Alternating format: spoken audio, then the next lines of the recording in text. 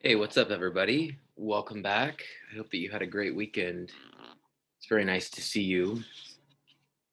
As you know, this is the end of the semester. It is upon us. This is our last week, and we are finishing up our unit on political parties and the way that they behave. And we focused a lot on how parties respond to voters or respond to markets. We've talked about how parties are organized and structured internally, and how parties can differ in their objectives and in the particular influence of leadership. And we've also talked about how parties, kind of in an unsatisfying way, are essential because they internalize political disputes between elites that otherwise could spill out and really affect democratic politics in a way that would be antagonistic and undesirable. So it's sort of like we're stuck with parties. We can't live with them, but we can't live without them. And that is unsatisfying for many of us, especially because the two party system in the United States appears very badly broken. But it's also unsatisfying because sometimes we want to have more of a stake and a more robust influence of our own in politics. And we don't want to rely on parties to do our bidding for us. But what I want to suggest to you today, ultimately, is that it may seem as though parties call the shots, but elites and party leaders are more often responding to you and responding to people who have the power to vote them out or vote them in. And elites form preferences largely through uh, an idea or some conclusion that they have about what will appeal to voters and how they can build support and how they can survive in politics. And so this relates in particular to the issue of issue ownership and the question of why parties take up certain issues and why they ignore others, and why politicians appeal to certain issues or themes and ignore others. And this is a part of the class where we begin to tie everything together. We begin to unite parties, voters, the incentives of parties and voters, campaigns, elections.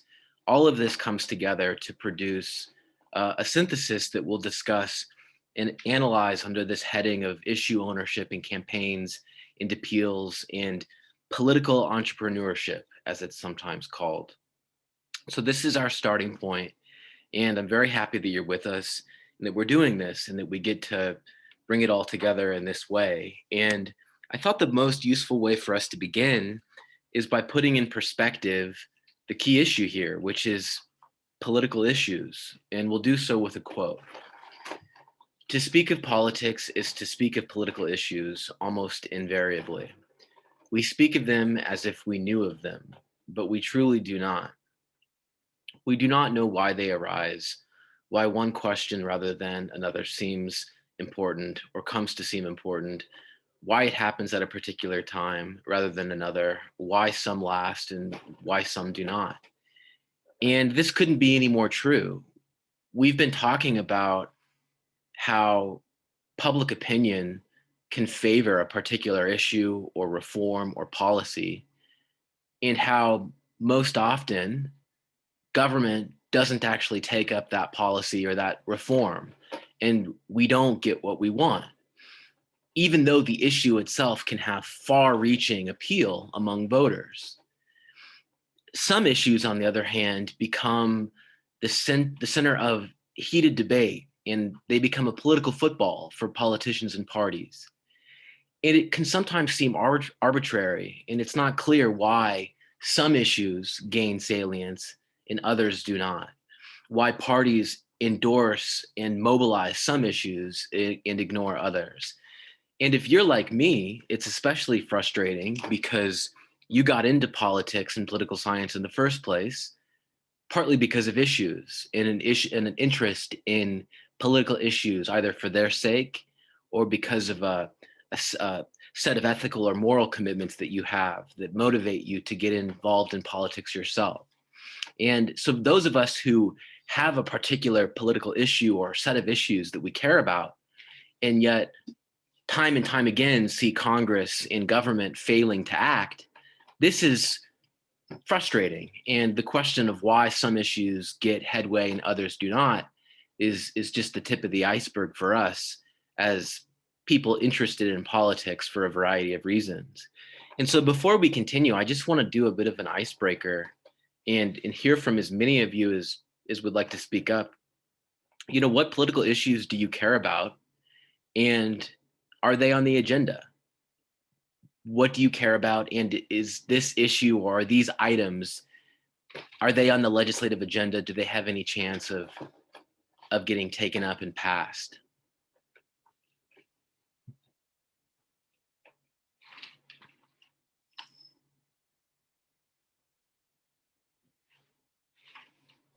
I know that one issue that I care about personally quite a bit is criminal justice reform and the not necessarily the end to, because that's definitely not on the agenda, but at least lessening the over sentencing and uh, quite frankly, for lack of a better word, racist policies that are set up throughout the whole system. And I feel like there is some political appetite for less people in jails, but I feel like full systemic criminal justice reform isn't necessarily on the agenda. Yeah, and you know what? Ishan's not alone. A lot of people want criminal justice reform, everything from changes and improvements in policing to the laws themselves, in particular around different drugs. There have been racist laws on the books around cocaine and different types of cocaine for a long time. And marijuana is another example. But more generally, criminal justice also involves issues of private versus public prisons and how private prisons have become the go-to for state and federal government in many respects, and how this might contribute to some of this issue more broadly of over sentencing or perhaps over criminalization. That's an issue that a lot of people care about. But Ishan points out that it's also not one that appears to have a lot of steam. You know, politicians and parties are not knocking on the door. They're not knocking the door down to push criminal justice reform bills. Now, to be clear, there are progressives and there are particular members of Congress who do champion these issues. But to say that it's on the agenda, right, and that it has momentum and support and broad appeal among politicians and parties in government, that's something else. That set of issues is a separate set of issues, it seems. And criminal justice is just one area, but I imagine that many of us can identify issues that we care about, but that don't seem to have much momentum politically. And it raises the question, you know, why do some issues get steam while others don't? Why is it that, you know, some seemingly obscure issue can get championed and in the course of the space of years or months become an important part of the legislative agenda, while others that have been on in the discussion for decades might never get picked up? These are important questions, right?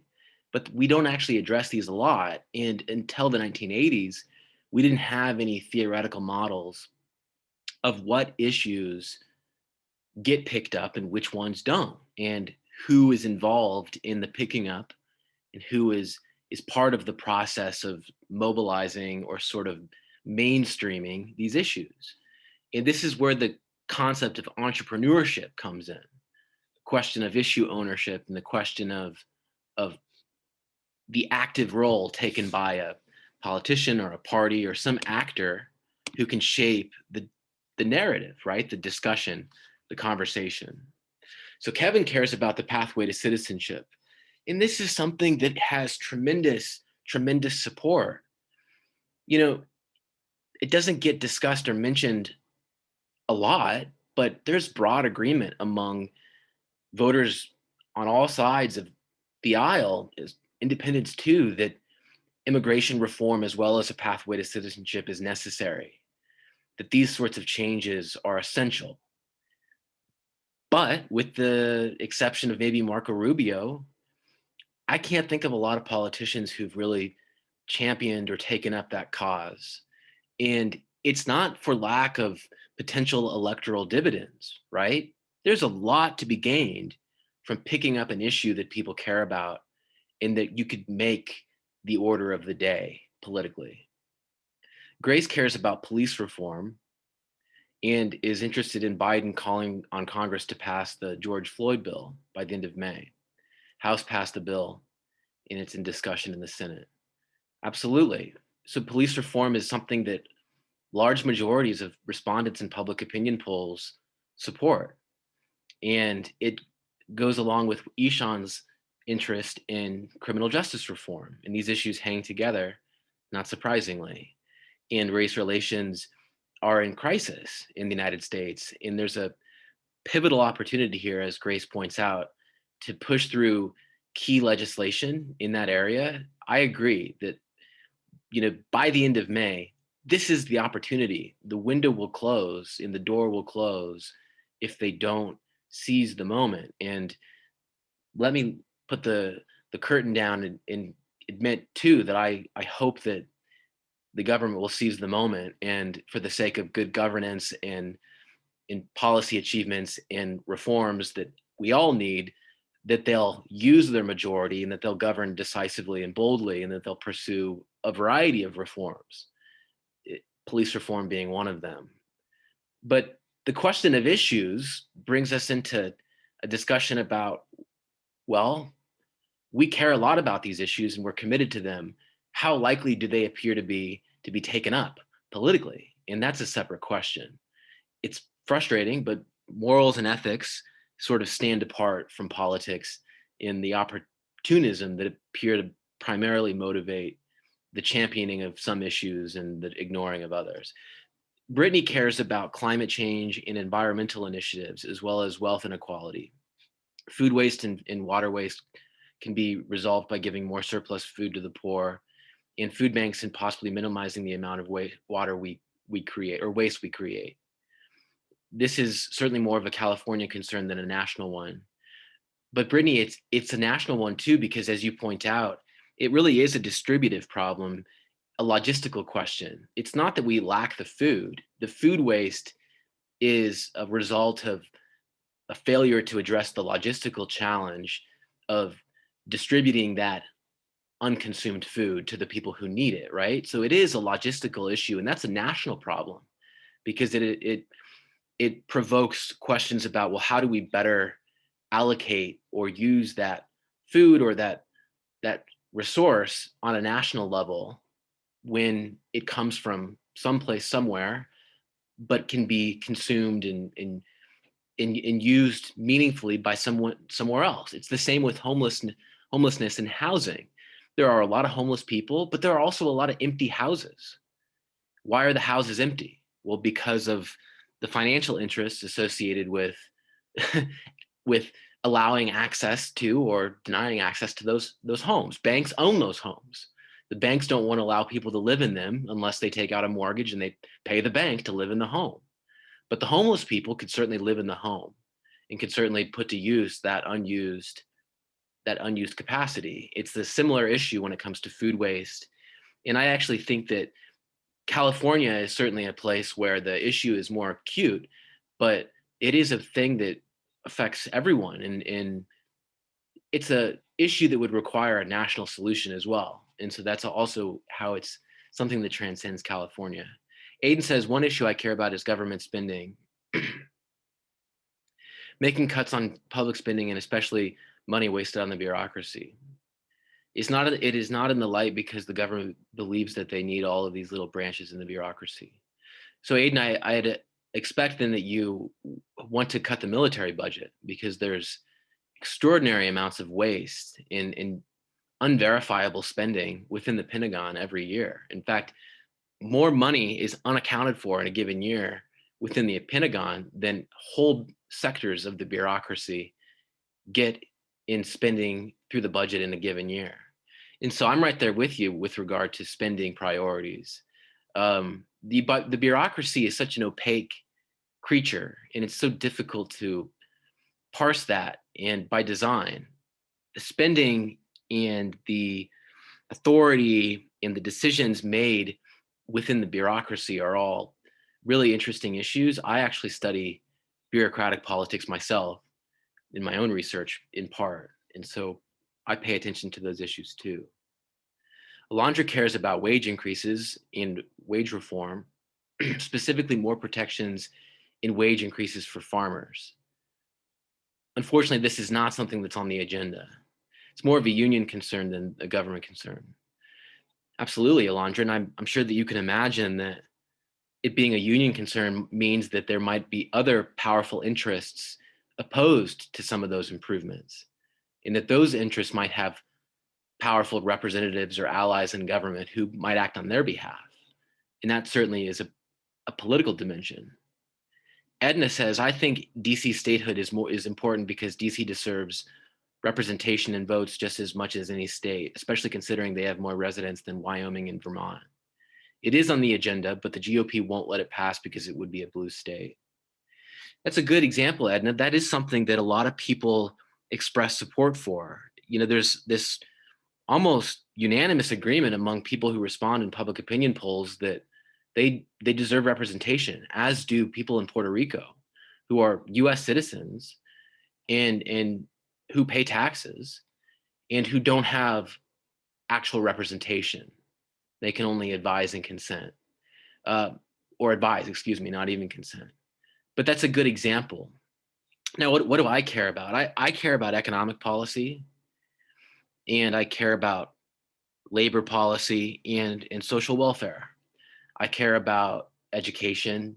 I care a lot about a lot of issues, but in general, I care about improvements in human lives and how policy can be used to do that. So I pay a lot of attention to spending, but admittedly, in the U.S. case, um, I may be, less invested. I think I read more about Latin American politics than I do U.S. politics, but I care about U.S. issues, and like many of you, I don't find that many of my concerns are on the agenda.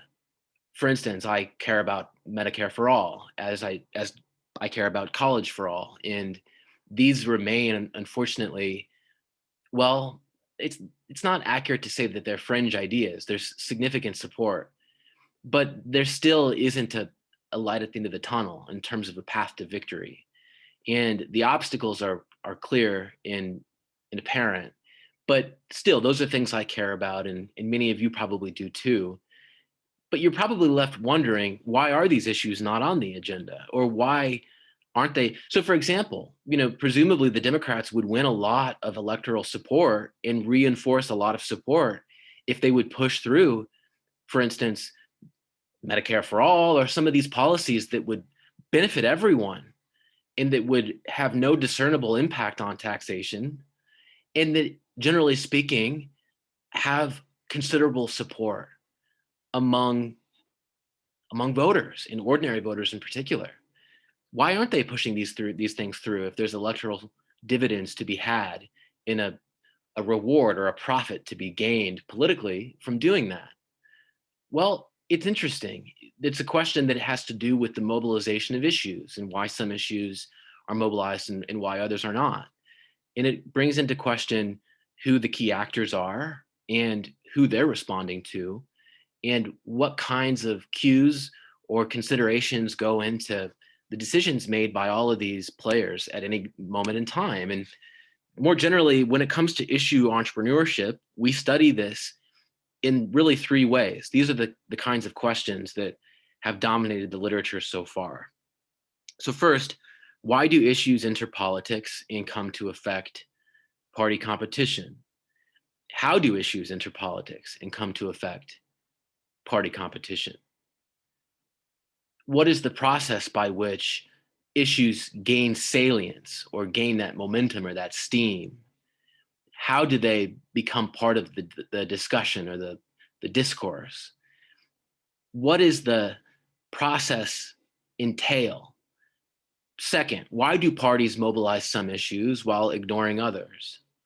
So, for instance, why has no party championed far reaching drug legalization of the kind that has pretty extensive public support? There are a lot of drugs that could be decriminalized further or at all, and a lot of changes that could be made that would be in keeping with public health concerns and would help to manage and address a lot of social issues and would take a different approach to a criminal justice issue as well. But no party has done this, and it's not an issue that appears to have any steam. Why doesn't it have any steam? What's going on that prevents it from getting momentum? And then on the other hand, why have parties in southern states taken up with gusto laws regarding rules about voting and what have been called voter suppression laws? Why has the sudden issue of the integrity of elections become such a paramount issue? And what exactly is going on that's driving that when there doesn't appear to be much palpable concern among respondents, at least when you account for the fact that many of them may be under the impression that there was fraud in the previous election when there actually wasn't, but I digress. Third, why do some parties mobilize new issues while other parties reinforce them? This is a really important question. Some parties will make it a habit or make it a an approach or a strategy to mobilize new issues and to champion issues that aren't currently on the agenda. And in doing so, they will resist or sort of counter the current conversation. But that's a bold and risky move. And it's a risky endeavor for a party because it requires them to cut against the grain and they can often lose support. Other parties seem far less risky and more willing to reinforce the issues of the day and to continue to reinforce the importance of those issues. Why are some parties then entrepreneurs while other parties promote the status quo? This is a question that we could address by brainstorming. And I think that before we continue, I'd like to pose the question to any of you who have any ideas or any insights on this matter before we continue. What are the causes of issue evolution, mobilization, and party type? Why do some issues gain salience while others do not? Do you have any ideas?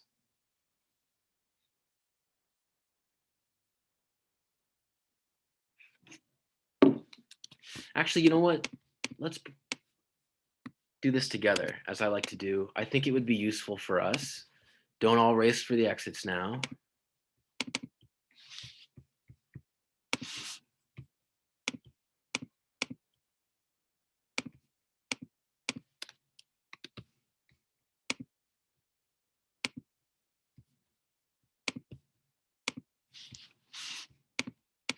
Okay, so you're looking at a blank document with the questions that I posed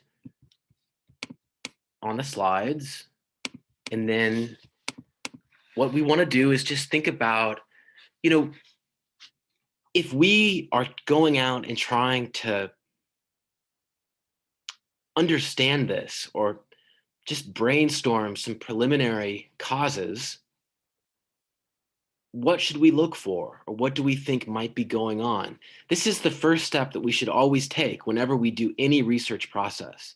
If you do a research design, do a research paper, you always start with your question, but then you get a document out like this and you just brainstorm.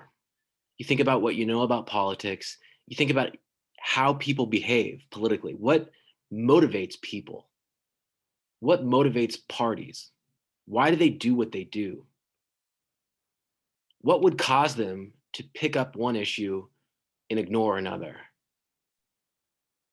For me, I put money can be a really big factor. So like lobbyists and PACs, they will pay to get a certain agenda in the party's radar, so that way, or a politician, so that way they can like um put it in like as a bill or as a policy in their favor. So like for example, you have like the NRA that they pay money to certain politicians to keep like certain gun laws instated, or to fight for bills or things like that. Yeah, that's a really good point, Alondra. There's obviously this sort of kind of crude, like material component, which just has to do with the fact that lobbyists and PACs and interest groups finance politicians' campaigns in order to get their issues on the agenda or to fight to prevent changes when they have policies in place that they already like. And so, for instance, the NRA is a good example. This is a interest group that fights tooth and nail to control the narrative around gun rights and gun violence, and they bankroll politicians' campaigns. Well, surprise, surprise, the politicians who received money from the NRA disproportionately champion their issues, the NRA's issues, and they fight to prevent changes that the NRA opposes. So there's this obvious sort of political and campaign component that might have to do with the politics or the incentives that parties have to to respond in a certain way to certain kinds of actors, right? That's a good example. There are other examples too. The NRA is an infamous example.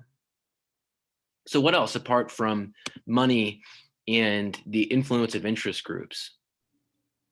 I think that something that pushes parties to mobilize certain issues is the likelihood of the issue evolving into actual policy. So the likelihood of success, like if they find something interesting that they don't think would evolve into successful policy that would benefit them, I think the parties are less likely to like pursue it. So there's this key point that would benefit them. And so the benefits, are we measuring them in terms of like votes and political support?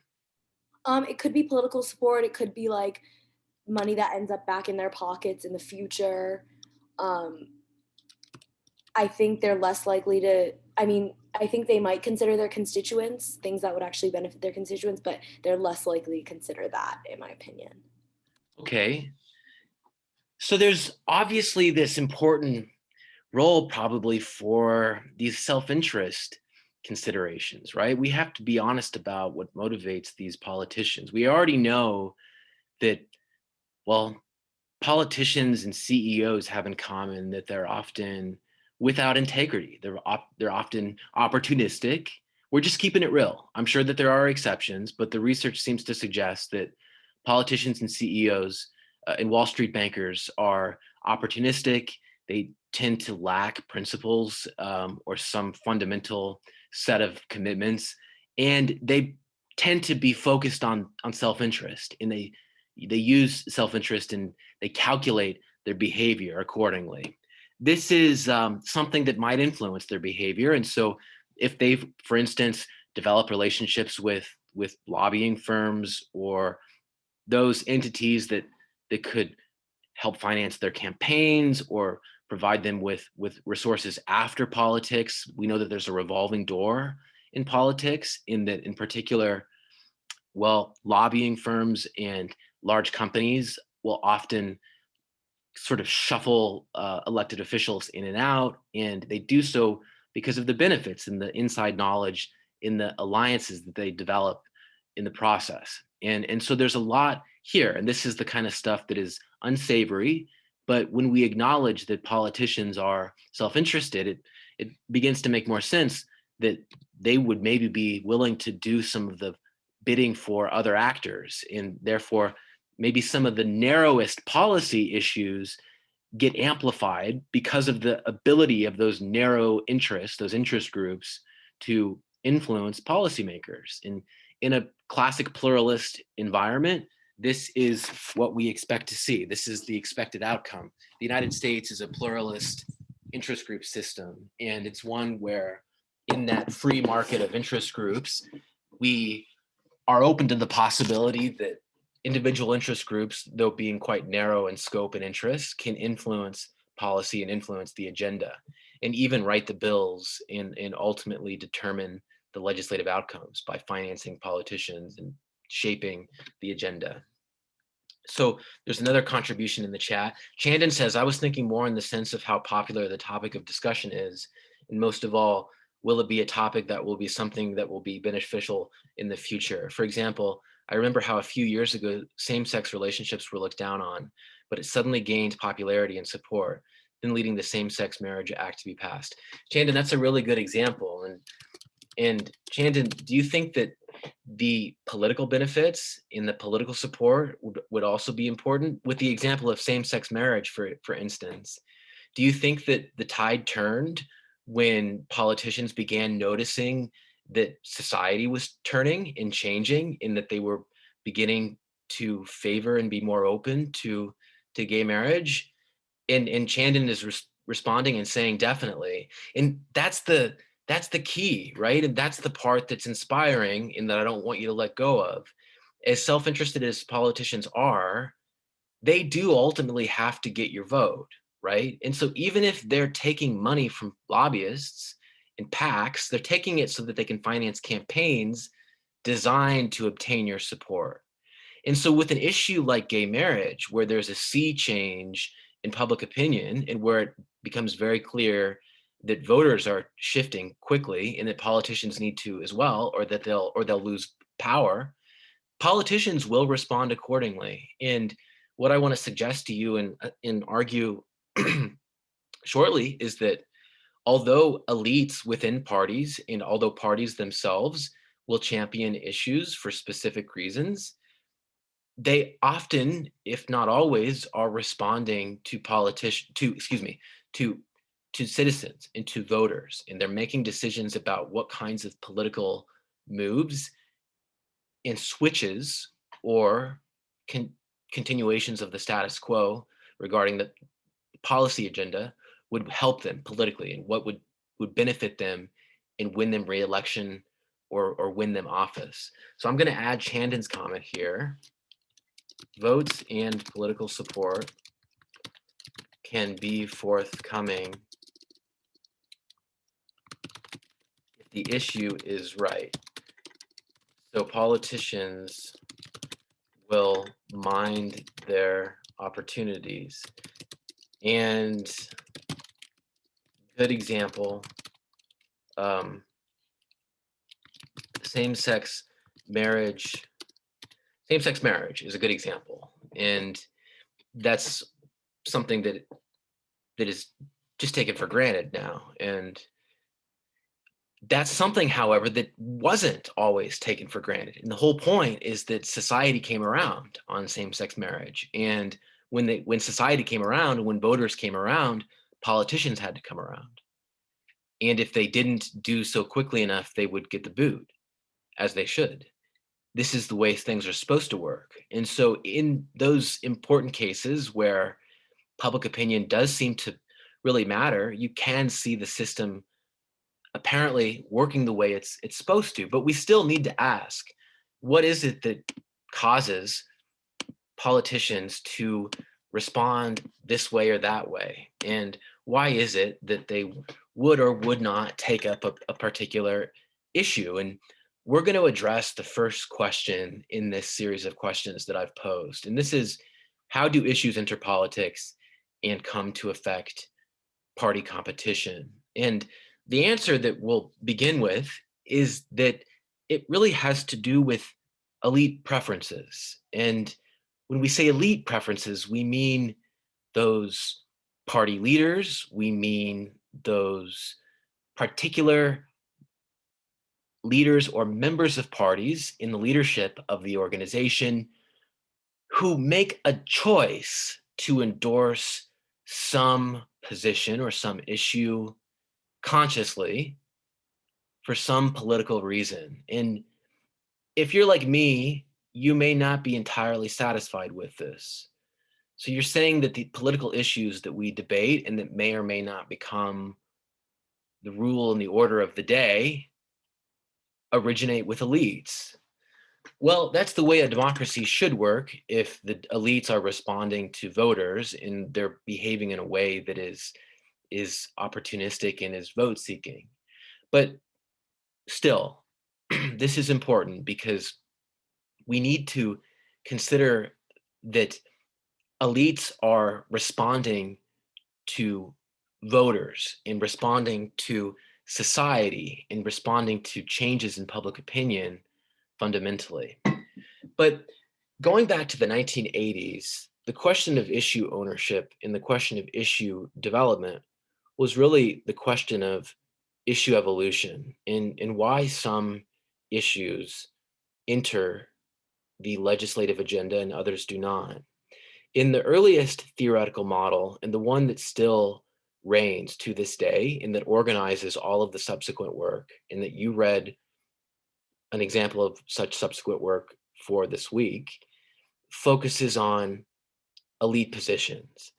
And in particular, how particular kinds of leaders like presidents, Senate majority leaders, party leaders, generate clarity around issues. They articulate issues in clear, vigorous ways. And in doing so, their clarity shapes the position of the party. When they do this and they shape the clarity of the issue, what they're doing is they're giving voice, or they're conceptualizing an issue for parties and for voters. And elites are important because they champion the issue and because they take up the issue and they lend it credibility or legitimacy. And their stature and their position within the party gives that issue momentum of its own. And in turn, it helps to shape mass preferences in turn. But those elite positions presumably have to come from somewhere, right? Why are those elite positions what they are? What is leading those elites to respond as they do? And why are they choosing the positions that they choose? And why are they giving clarity or voice to the issues that they choose to give voice to? And of course, this has to do with politics. And it has to do with the political benefit or the political opportunity or advantage that would come from taking up that issue. And in order for us to understand this, I want to discuss the example of desegregation with you. This is obviously a monolithic and huge and important issue, and it's one that structures much of our understanding of politics in the US, down to the party level and down to the regional level as well. But we'll use desegregation as an example of a issue where elite positions evolved and where elite positions became a critical driver of the emergence of the issue and its arrival on the legislative agenda and its triumph in the passage of civil rights legislation and landmark changes in society and politics. Now, in the United States, desegregation and race relations are, of course, essential. And these are issues that really structure our understanding of politics. Without these, politics is meaningless. And the evolution of elite positions on desegregation is so noteworthy that it even involved a party realignment because of the political benefits and the political advantages that the parties perceived from taking the positions that they took, but in particular, from the Democratic Party championing the cause of desegregation. And I told you and explained to you on the last slide that this all begins with elite positioning, and that elite positioning is what drives the formation of an issue and its salience and its duration and its endurance on the legislative agenda. Let's now watch a video that puts this in perspective and talks about the evolution of the issue of desegregation in the United States and how elite positions and party positions shaped this issue. It's essential that you listen and you think carefully about the political benefits and the political advantages of the two parties and the ways that those benefits and advantages motivated their issue positions on desegregation. I'm going to pause here and there to elaborate and give you a bit of a explainer or a bit of context, but at the end we will step back and say a little bit more about this. But this is a very useful video because it puts this in detail that I couldn't, and it helps us to understand how elite positioning contributes to the formation of issues and the salience of different issues. Today's Republican Party opposes big government. It's culturally conservative. Its demographic support is strongest among white voters, and it usually dominates elections in the South. The party's 2016 presidential nominee has been heavily criticized for inciting racial tensions. But things weren't always this way. Over the past 160 years or so, the party has undergone a remarkable transformation from the party of Abraham Lincoln to the party of Donald Trump. To understand how the GOP got this way, you have to go back to when it first came into existence in 1854, just 7 years before the Civil War. There are two parties at this point, the Whigs and the Democrats. America is quickly expanding westward, and there's an intense debate over whether or not new states should permit slavery. The Democratic Party, with strong support in the South, has become increasingly pro-slavery. But the Whigs are divided on the issue. Their northern supporters are really afraid that the growing number of slave states would have too much political influence, which they feared could really hurt free white workers economically. So in 1854, the country is debating whether or not the territories of Kansas and Nebraska should allow slavery. The Whigs can't agree, and the party ends up collapsing. The former Whigs in the North form a new party that will fight against letting slavery expand any further. They call it the Republican Party. By 1860, the Republican Party has become increasingly powerful in the North, enough so that a little-known Republican named Abraham Lincoln wins the presidency. Even though Lincoln promises he won't interfere with slavery in states that already have it, he and his party are still too anti-slavery for the South to tolerate. So 11 southern states secede from the Union, forming the Confederate States of America. The northern states decide to fight to keep the Union together, and the Civil War ensues. The result is a northern victory and the abolition of slavery nationwide. After the war, Republicans begin fighting to ensure that recently freed slaves in the South have their rights. A year after Lincoln's assassination, the party passes the Civil Rights Act of 1866. They fight to make sure that black men have the same right to vote with new laws and constitutional amendments. But something had happened during the Civil War that began changing the young Republican Party. Government spending during the war made many northern businessmen really rich. Gradually, these wealthy financiers and industrialists start taking more and more of a leadership role in the Republican Party. They want to hold on to power, and they don't think that fighting for black rights in a mostly white country is the best way to do that. Meanwhile, the South is resisting these new racial reforms, often violently. And most white Republican voters and leaders now feel that they've done enough for black citizens in the South, and it's time to emphasize other issues. So in 1870, the party basically gives up on reforming the South, deciding instead to leave it to its own devices.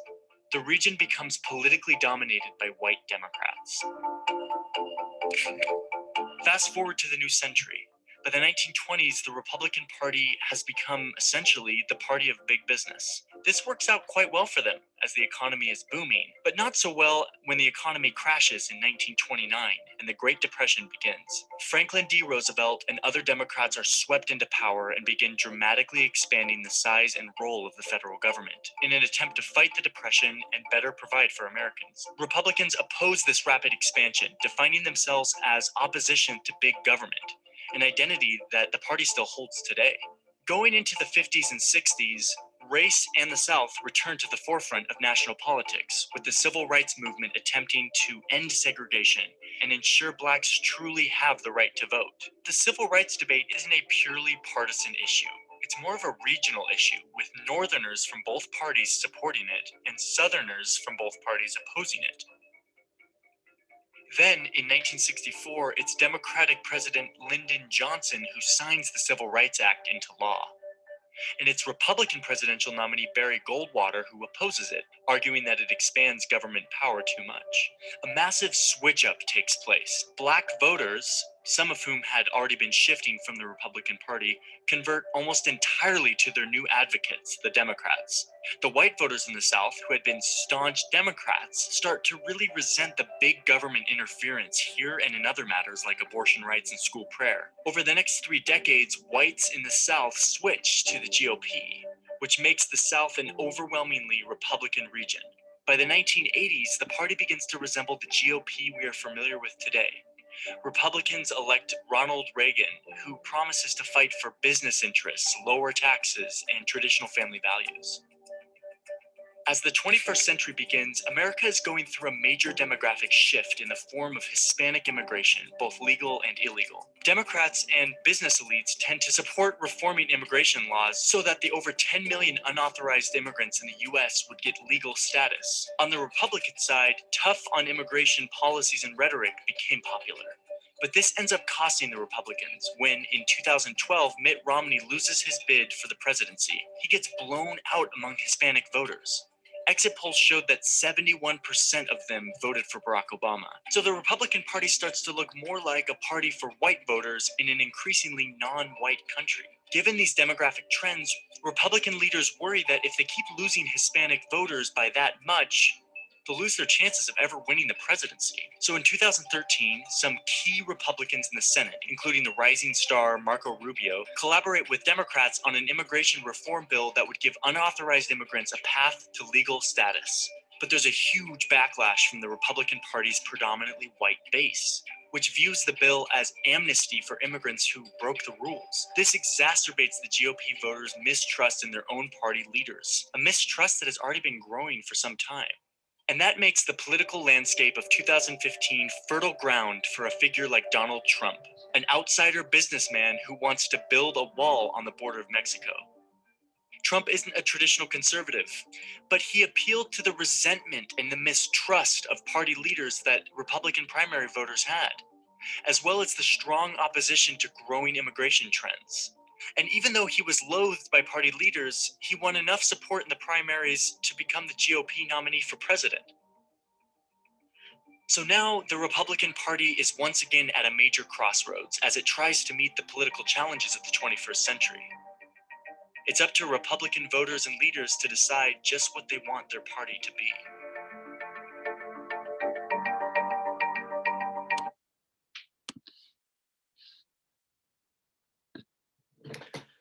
So the thesis that we've been developing and that emerges is that it's really the elites who decide. But if you're like me, that's unsatisfying because what, do they just exist in a vacuum? Who are they responding to? Presumably, they're taking orders from someone, right? And early in the class, we discussed the possibility that issue ownership and issue salience is really a function of the influence of interest groups or narrow interests. It's possible that elites may also be responding to voters as well, and that there's a delicate balance between appealing to the interests who may finance campaigns and the voters who may win you elections. But this is where we'll stop for today, and we'll pick it up on Wednesday, where we'll continue discussing issue ownership, and we'll talk at further length about what kinds of parties will take ownership of new issues and which ones will reinforce old status quo issues. But it's very good to see you and welcome back. I'll see you on Wednesday.